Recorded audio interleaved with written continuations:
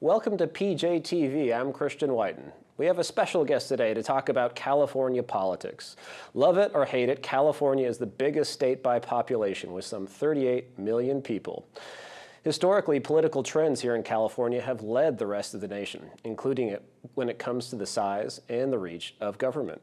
This has included measures like the Prop 13 revolt against property taxes that presaged tax reform in the 1980s, but also actions that have led to lavish public employee benefits that now risk bankrupting state and local governments across the nation.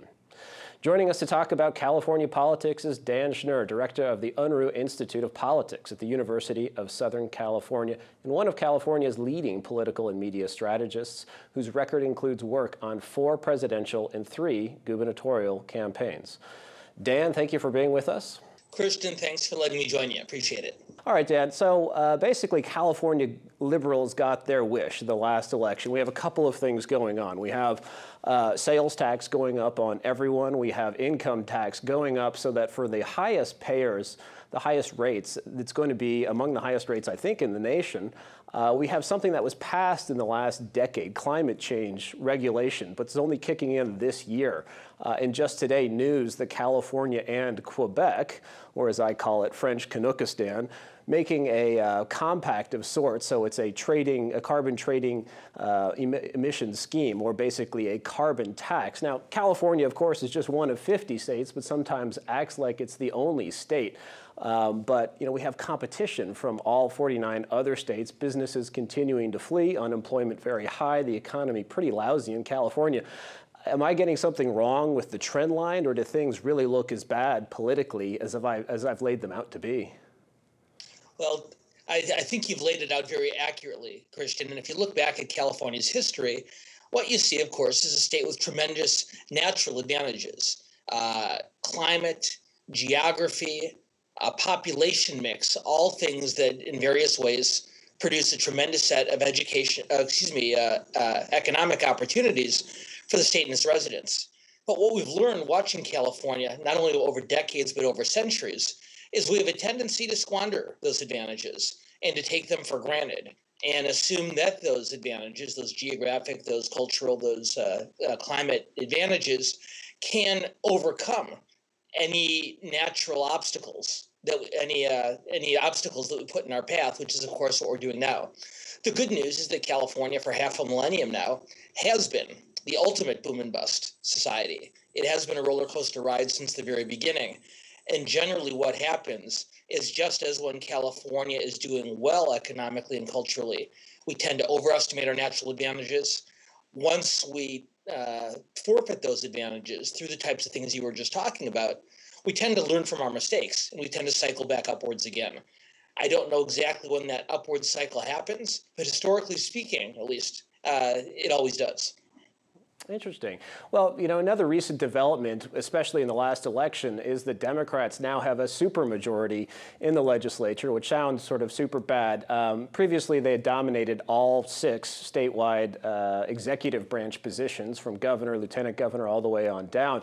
But now 2/3 in each house of the legislature, which means they don't need a single Republican vote to do things like override vetoes. Not that they're going to be having to contend with any vetoes from Jerry Brown, but when it comes to tax hikes of their own, it really seems to be a recipe for potential Democratic overreach. Can you guess what might be on their agenda for the coming 2 years and where they may really get out ahead of even liberals like Governor Jerry Brown? Well, give Brown some credit here. The day after the election, he went out in public and he said that morning, as he has almost every day since, that he does not believe that the voters, by passing Proposition 30, gave him or the legislature license to raise additional taxes. And I think Brown does understand that he was not given a blank check by the voters, but in fact, they've put him and his party on a fairly short leash. So caution being relative, of course, he is preaching caution to his allies in the Democratic caucuses. And so when a couple of them stepped up and said, well, we would like to raise taxes further, the governor pushed them back down pretty quickly. All that said, it looks pretty clear where the legislature is going, at least, is not with a direct effort to raise taxes, but rather with an effort to weaken Proposition 13 by lowering the threshold it takes for voters to raise taxes at the local level. Right now, as you and your viewers know, Christian, it requires a 2/3 vote of voters to pass a tax increase at the local level, whether it's for schools or for any other reason. The legislators who are taking this issue on are talking about lowering that threshold not to an absolute majority, but to 55%, therefore making it easier to raise taxes. It's not entirely clear what the governor thinks about that. Right, right. So let 1,000 taxes bloom, if you will. Staying on the topic of Brown, I mean, he's no spring chicken, but miraculously, he's not termed out, even though he's in his third term as governor.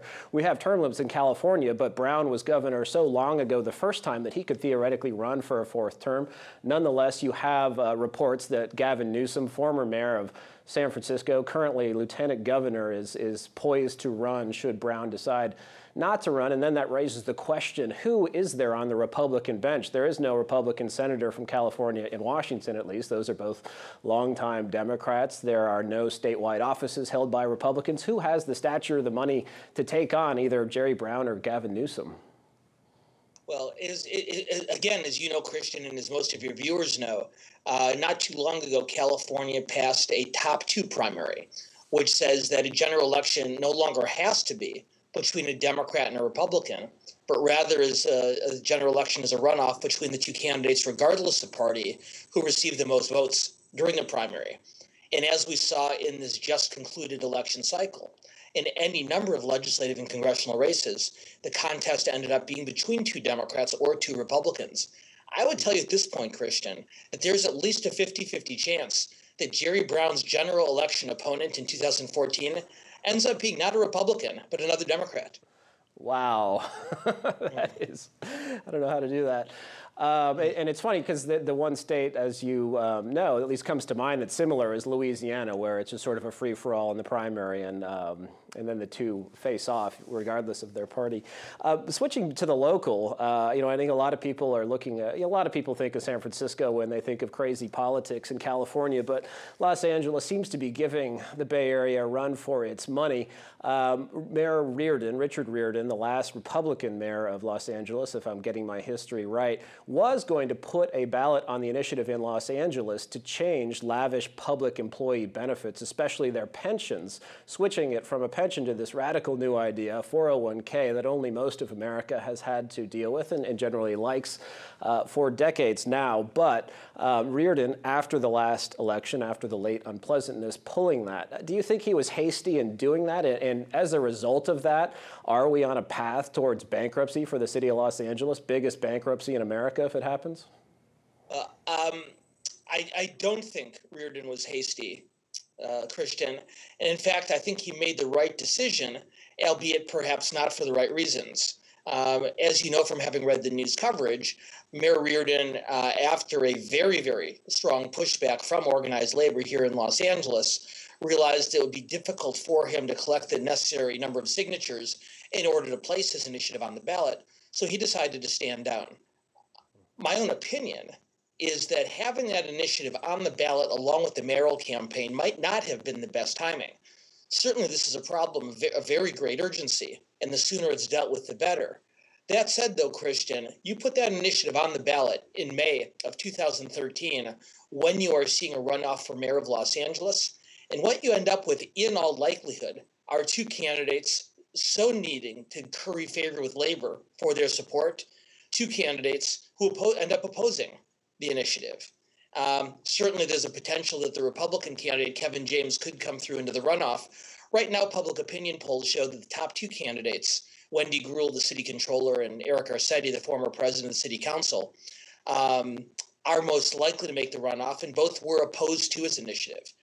I'd argue to you that if Reardon comes back with this initiative on the first ballot after the new mayor takes office, instead of a candidate who needs support from labor, you have a mayor who needs to balance the books. So, in fact, holding off a little bit on this might not be such a bad long-term decision for the mayor, former mayor and his allies. Well, that sounds like a really good approach, frankly. And actually, we should remind viewers, and this is an issue I'd like to talk about to close out, which is that California, maybe there is some hope because this type of reform, and correct me if I'm wrong, was on the ballot previously in San Diego, which I think people think of as a bit of a center-right city by California standards, but also in San Jose, which is not conservative. In fact, is thought of as a Democratic stronghold in the Bay Area. Not quite Berkeley, not quite San Francisco, but both of those cities actually passed this type of reform. And so there is some hope even in California, do you think, on a new timeline that's not synced with the mayoral race? I would tell you this, Christian. I've been in California for 22 years, and I have not seen an issue arrive on the political landscape with the speed and the ferocity of the pension debate in my years here. And going back to people who've been in California longer than me, they say they have not seen an issue hit the political environment with this kind of force since Proposition 13, all the way back in 1978. Not only did the city of San Diego and the city of San Jose pass pension reform, but they did so with a 2/3 majority, overwhelming support. I think Governor Brown understands that this is a locomotive heading toward his administration. That's one of the reasons he attempted to deal with the issue last summer, and it's one of the reasons, if he is smart, he'll attempt to revisit it again next year. Very interesting. And if there's one thing where I take solace, if you look at Michigan, a lot of the problems politically and economically we had in California were once had in Michigan, where Democrats were in total control. And now if you look, there's a complete turnaround. Republicans, conservatives in control of the governor's mansion, the legislature, and of all places to pass right-to-work legislation. Michigan just did it. So, Dan, clearly a lot to think about. I want to thank you for joining us today. It's been great to get your feedback on these issues. Christian, thanks very much for having me. And just really quickly, going back to my first point, California's always been a roller coaster ride. We overindulge, we take our natural advantages for granted for a while, but eventually we self-correct. And like I said, I don't know when that self-correction comes, but it always has. And given a state made up of new arrivals from other parts of the country and other parts of the world, you have enough entrepreneurial spirit that's going to drive that turnaround in the not too distant future. So I still remain very optimistic about where California is eventually headed.